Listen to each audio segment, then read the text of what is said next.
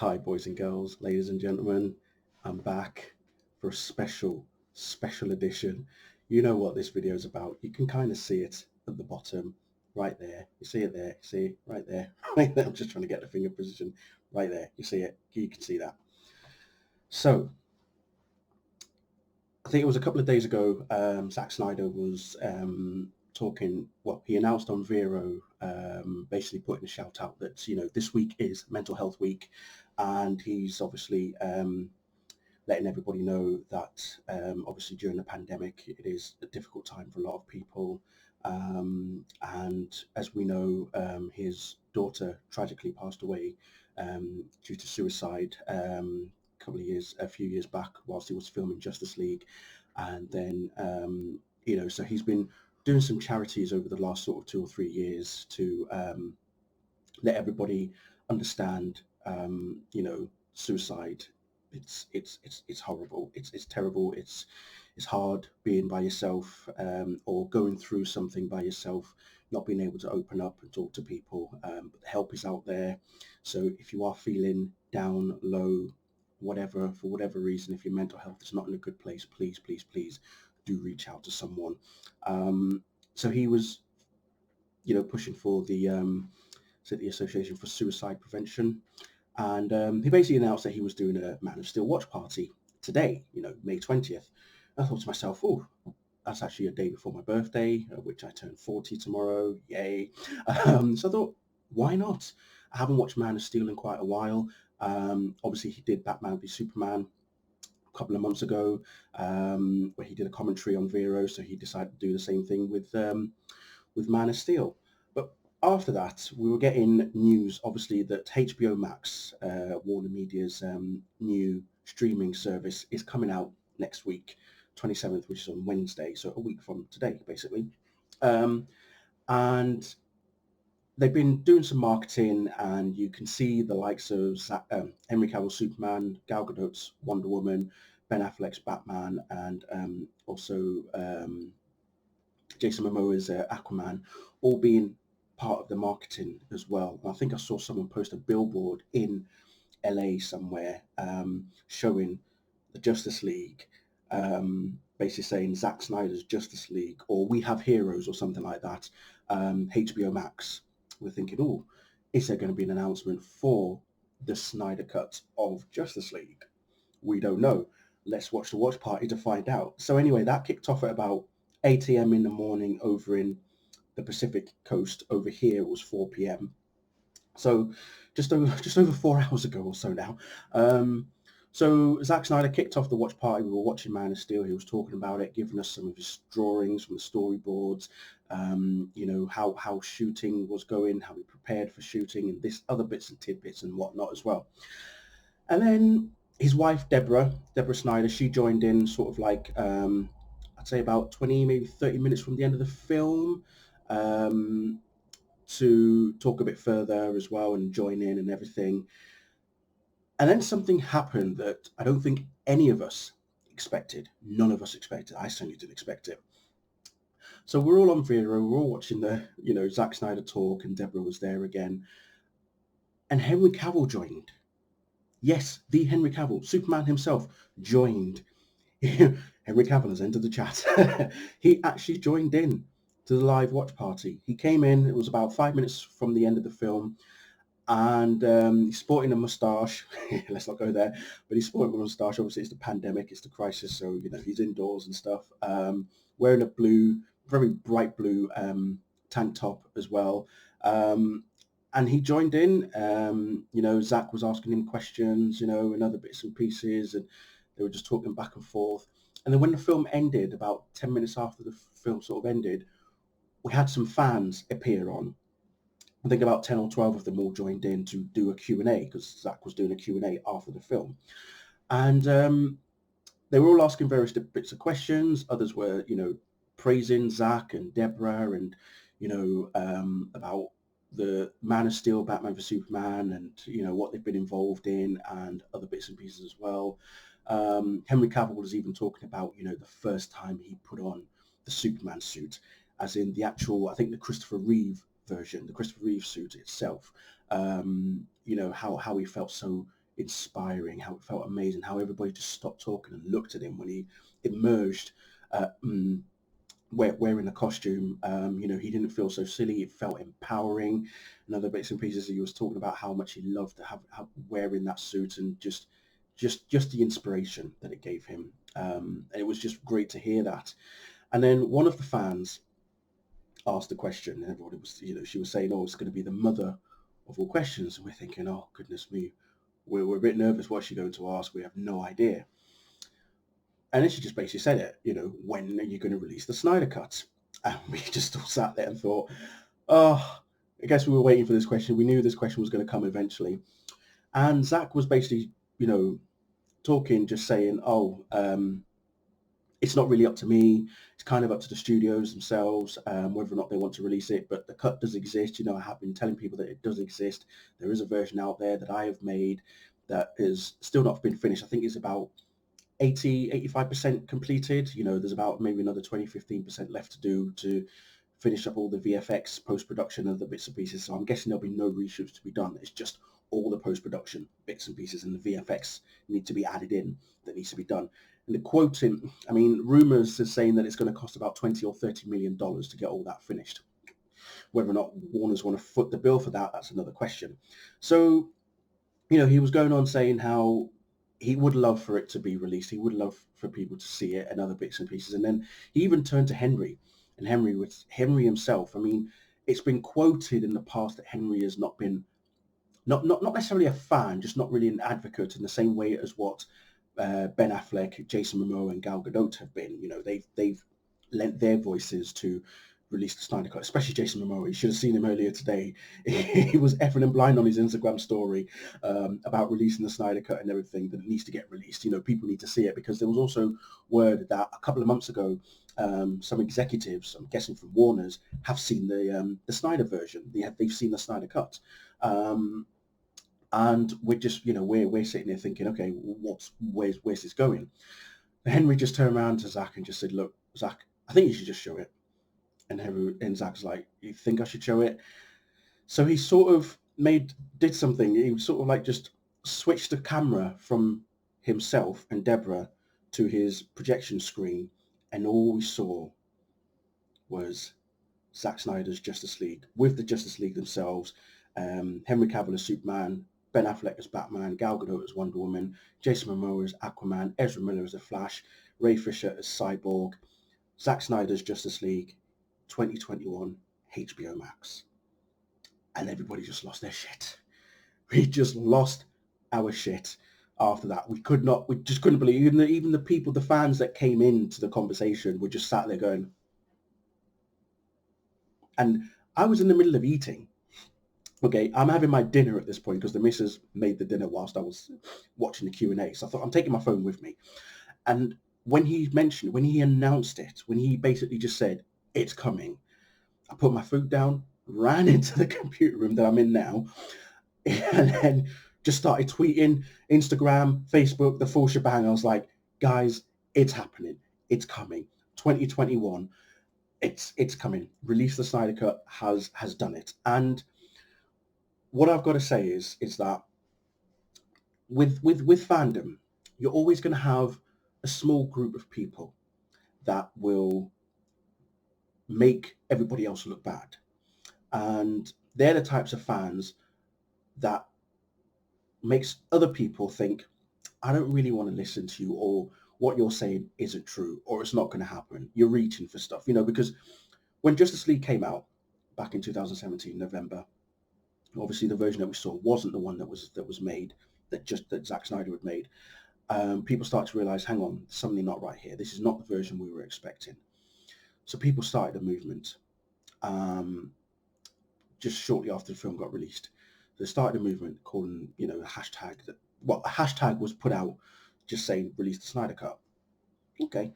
People, nobody paid any attention. But then you started seeing other people tweeting it and other people talking about it. Anytime Warner's or Jeff Johns or anybody in DC Comics or within that arena was tweeting something, you would get all these rabid fans hitting them, saying, "Release the Snyder Cut. You did Justice League a disservice. You did just Zack Snyder wrong." there are ways of, how should I put it, relaying your frustrations towards people. You can't blame Jeff Johns for everything. He didn't make Justice League. He may have been involved, he may have been a producer, maybe consulting, or whatever, but he didn't make the film. He may have been part of the process in some ways, but he didn't make the film. He shouldn't get any hate. Jim Lee also shouldn't get any hate. Dan Didio shouldn't get any hate. In fact, anybody that has any connections to DC, Warner's, whatever, should not be getting any hate of that form. Because I think it's just really, really bad taste, bad form for people to just have a go at them just because the version that we saw of Justice League wasn't the version that we were expecting. There are ways of doing things, and the majority of the Release the Snyder Cut movement have done it in the right way. They have supported charities, the AFSP, the Association for Suicide Prevention, as I mentioned earlier, Mind as well. I think is another charity. They've gotten involved in that in the right way. They've gone to certain outlets. Subway has been involved. Wendy's has been involved. People started to realize. Well, at first, when this hashtag was being displayed, everybody was saying, "What do you mean, release the Snyder Cut? There's no version like that. It doesn't exist. What we saw in the theaters in the cinema? That's the version that exists. Don't ask for something that doesn't exist." Well, it did exist. It does exist. Zack even came out himself when he did his director con last year for Batman v Superman and Watchmen, and was it Dawn of the Dead? I think it was. So he was telling people, yes, it does exist. He was even telling them the running time. He even teased the running time, 214 minutes. So we're thinking, okay, so this version does exist. But people, other general audiences and other people who are hearing things, and bloggers and critics were all saying, yeah, right, like it really exists. Zack's only saying it just to make people happy and just to keep them quiet and this, that, and the other. But no, it gathered traction, even more traction, to the point of where the Release the Snyder Cut movement was at San Diego Comic-Con last year, the year before. They had billboards and stuff. I even saw it as recent as a football match here in the UK. It was displayed at a football match here in the UK. That's how far they've reached. They have reached far and wide to the point of where other directors, producers, writers, actors started to realize, well, hang on, something's actually going on here. Does this version actually exist? Zack Snyder has said many times it does exist. If you go to his Vero account, go to his account on Vero, you will see how many photos he has released from his version of the film. It exists, people. Even Ray Fisher says it exists. Jason Momoa has actually seen it. He says it exists. So all those naysayers out there, let's look at it on this side of the fence. I myself, I've been sitting in the middle because I've been saying, okay, if it exists, I would love to see it. If it doesn't exist, well, no harm, no foul in that respect, because as there's nothing I can do about it. I can help with the support. I can use the hashtag at the times that they've requested and such things, because there have been occasions where the Release the Snyder Cut movement has said, we're going to do a worldwide hashtag. We need everybody to just tweet something with the hashtag, or just tweet the hashtag by itself. I mean, there was even one occasion, I think Zack Snyder did something, and Gal Gadot, Jason Momoa, Ben Affleck, and a number of other people, David Ayer, for example, who directed Suicide Squad, has been fully supportive of the Snyder Cut of Justice League. He's been out there as well. And it's just like amazing to now see all that hard work and dedication pulled off. And I think it started with a woman called Fiona. I think she's based in the Philippines. Forgive me if I can't remember where you're from, Fiona. I really do apologize. But she pretty much started the movement. She got them go. She got it started. I'm sure she must have seen the hashtag, and then that hashtag was used straight away. I think she created the account, released the Snyder Cut itself as a Twitter account, and that's where it's all come from. That's where it's all stemmed from. And when you have fans that are dedicated like that, you have to say to yourself, if they can do it for this movie, what's to say other fans won't be able to do it for other movies? However, now I say that because I'm betting now there's a number of Star Wars fans thinking, there's got to be another version of The Last Jedi, or let's remake The Last Jedi, or let's just forget The Last Jedi exists and make something completely different for episode 8. Others will be saying The Rise of Skywalker is not the version I was expecting it to be, all that sort of stuff. But like I say, there are right ways of doing things.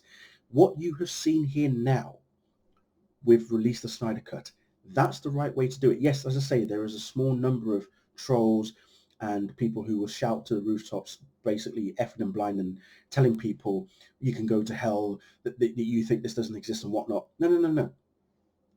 Unbiased. You've got to remain unbiased and just look at it on an outside view and just say, okay, does the version exist? Well, we don't know. Let's see if it does. Let's just try and reach out to the right people as best as possible. Zack Snyder saw that this movement was happening, and he jumped in.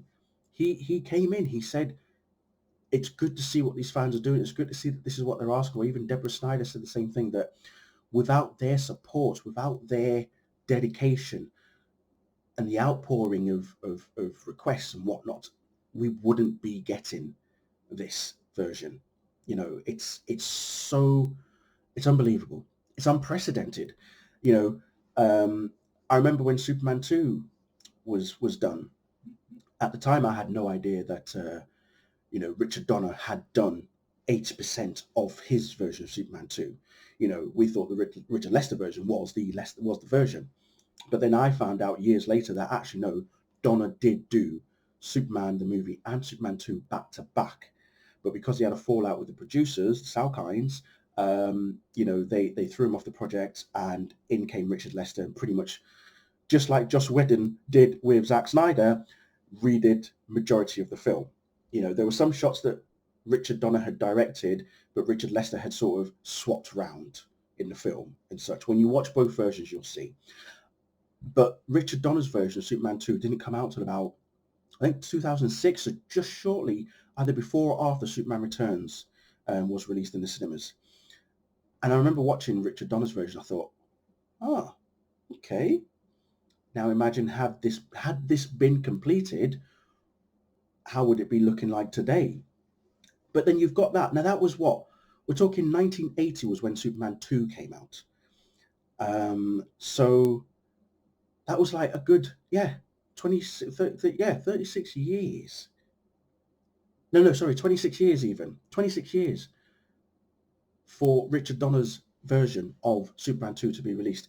And it's only taken a year, 2.5 years for, well, it's going to be 3 years, by 3.5 years by 2021, for Zack Snyder's Justice League to be confirmed that it's getting released. So, yeah, who knows what this brings, what this can do for the future. I'm happy.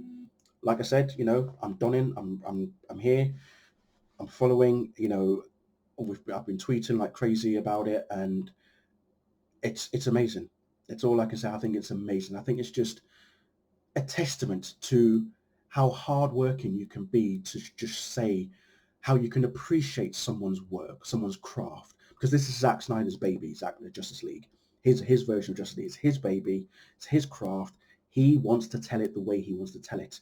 And I'm glad that this is happening, because had we still had the likes of Kevin Sujihara or other people at the heads of WB, I don't think this version would have seen the light of day, not for at least another, say, 20 or 30 years. But I'm glad this is happening now, because with the streaming service in particular, it's good that, yes, it was probably never ever going to be released in the cinemas or theatrically, but streaming service is the right way to go. So the word is that we don't know if it's going to be the full original 214 minutes version, or whatever he adds in post-production with the VFX and whatever. If it's going to take 20 or 30 million dollars to complete it, could add an extra 20 or 30 minutes, so it could be 4 hours. We don't know if it's going to be a full-length film, or if they're going to release it like a TV series. I'd be happy either way. You could do it as a very, very expensive TV series, 6 episodes or something like that, or just do the full 4 hour, 3.5 hour, however long it is, version of the movie. You do it. I'm happy either way. I'm just glad that this is happening. I'm glad that we are actually going to see this version. yeah, so I want to say thanks to Zach, thanks to Deborah, thanks to Henry as well, and big thanks to WB, AT&T, Warner Media, HBO Max. You guys, you've listened to the fans. The fans have spoken, the right fans anyway, the good fans. Um, yeah, it's amazing.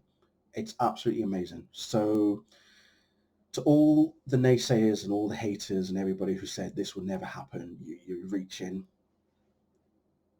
It's happening. It is happening, people. So 2021, bring it on. Thank you all very much for watching. I'll see you all very soon. Actually, before I go, we're moving soon, so do apologise for the background, for the background and the Mrs. Wardrobe, but we are actually moving. I'll just turn the camera this way. You can see that everything's been taken off there. That's where she had all her makeup and other bits and pieces as well. So yeah, we're moving this weekend, so that'll be interesting. But yes, no, seriously, thanks again for watching. And once I get set up at the new place, hopefully I'll be able to do more videos, or as I said, I'm still looking to do podcasts. So we'll see. Thanks again. See you all very soon. Bye.